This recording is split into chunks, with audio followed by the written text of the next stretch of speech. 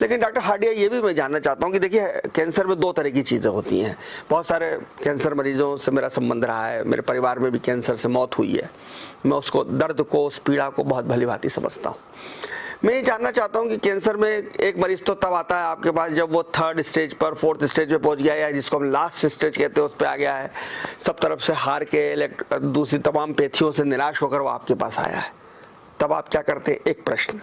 दूसरा प्रश्न मेरा ये है कि कुछ लोग बहुत भाग्यशाली होते हैं, उनको शुरुआत में ही मालूम पड़ जाता है कि मुझे कैंसर है।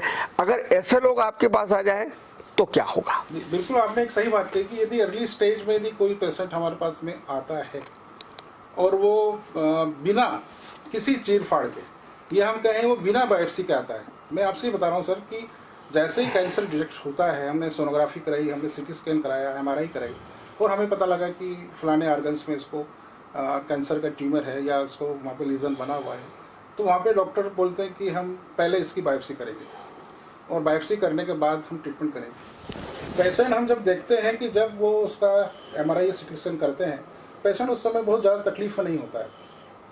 जैसे ही उसकी बायोप्सी की जाती है, बायोप्सी करते से ही उसके 2 दिन 3 दिन 4 दिन बाद उसकी बॉडी में डिटॉक्शन शुरू हो जाता है। कैंसर का जो चीरा लगते से जो है वो फैल जाता है, जैसे जो उसके जो कैंसर सेल्स है वो पूरी बॉडी में स्प्रेड हो जाते हैं।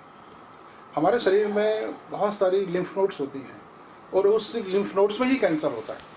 तो जैसे ही हम लिम्फ नोड्स को वहाँ से पंचर करते हैं, वो हमारे शरीर के अंदर, पूरे शरीर के अंदर वो मेटास्टेसिस का रूप ले लेती है। तो हम जब उसकी, डॉक्टर बोलते हैं कि अब सर्जरी करना है, पेशेंट की सर्जरी कर देते हैं। सर्जरी के बाद बोलते हैं कि अब उसकी कीमोथेरेपी करना है, तो हम कीमोथेरेपी, फिर बोलते हैं रेडिएशन करना है, इसलिए हमें करना है कि ये बीमारी आगे कुछ समय के लिए इसको रोक ले, तो हम रोकने का प्रयास करते हैं। क्या, एक सवाल मेरा ये बन रहा है, तो जैसे हमको ये मालूम पड़े कि ये कैंसर हो सकता है, तो हमको बायोप्सी नहीं करानी चाहिए? नहीं कराना चाहिए। मैं साफ तौर पे आपसे जानना चाहूँगा, बायोप्सी नहीं कराना चाहिए।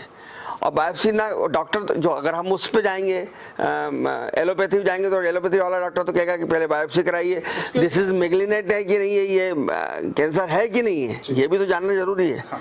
और आपका तर्क दूसरा है, आप कह रहे हैं कि बायोप्सी कराई तो फैल जाएगा। हम सर ये बोलते हैं कि हमारे पास जो इन्वेस्टिगेशन जो विंग है, हम जो CT स्कैन करते हैं, CT स्कैन हमारा 99% वो बता देता है कि ये कैंसरस नोड। तो फिर बायोप्सी करने की जरूरत क्या है? इलाज शुरू करिए। तो हमारे जो ऑन्कोलॉजिस्ट हैं वो बोलते हैं कि हम पहले कंफर्म करेंगे, और कंफर्म करने के बाद हमें कौन से कीमो का डोज लगेगा, इसलिए वो उसकी बायोप्सी, क्योंकि उनका प्रोटोकॉल ही यही है। लेकिन पर आपका कहना है कि इससे शरीर में कैंसर फैल जाता है। तो हमारे पास ऐसे बहुत सारे मरीज आते हैं जो बोलते हैं कि हमने जैसे बायोप्सी करी वैसे ही हमें तकलीफ चालू हो गई। मैं ये जानना चाहता हूँ कि मान लीजिए आपके पास लेट आया बंदा, उसकी सर्जरी भी हो गई, उसकी कीमो भी हो गई, उसकी रेडिएशन भी हो गया, फिर आपके पास आए तो आप संभाल लेंगे, ठीक कर देंगे? मैक्सिमम पेशेंट हमारे पास, देखिए सर, हम ये कहते हैं कैंसर के अंदर मेटास्टेटिस कैंसर को हम ये नहीं बोल सकते ये ठीक हो सकता है, परंतु यदि उसका इम्यूनिटी लेवल और एनर्जी लेवल यदि अच्छा है, हम ये कहते हैं कि जब उसकी कीमोथेरेपी हो गई है, उसका रेडिएशन हो गया, तो उसकी बॉडी डिटॉक्टेड हो जाती है, उसका इम्यूनिटी लेवल बहुत कम हो जाता है, और कीमो के बाद ही कैंसरस पेशेंट को पेन चालू हो जाता है। और हमारे पास मैक्सिमम जो पेशेंट आ रहे हैं इस समय, वो मैक्सिमम पेशेंट हमारे पास 10 में से 9 पेशेंट है वो मेटास्टेटिस वाले आ रहे हैं। और वो जो पेशेंट आ रहे हैं बहुत तकलीफ में होते हैं, जो मॉर्फिन पे चल रहे हैं, पैथाडीन पे चल रहे हैं, तो उन पेशेंट को जब वो हमारे हॉस्पिटल में आते हैं तो उनकी एलोपैथी ड्रग पूरी बंद कर देते हैं और हमारी ही मेडिसिन हम चालू करते हैं। हमारी मेडिसिन सर स्पेशलिटी ये है कि हमारी मेडिसिन का एक्सटर्नल एप्लीकेशन उसके पेन को रिलीव करता है। उसका रीज़न ये है कि कैंसरस जो हमारे शरीर में जब कैंसर होता है तो कैंसरस सेल्स जो होते हैं हाइपोक्सिया होते हैं, वो ऑक्सीजन को खाने का काम करते हैं। तो जो ऑक्सीजन, और जब मेटास्टेटिस होता है तो आसपास की सेल से भी ऑक्सीजन उधार लेते हैं, और जब ऑक्सीजन उधार लेते हैं तो पेन चालू हो जाता है।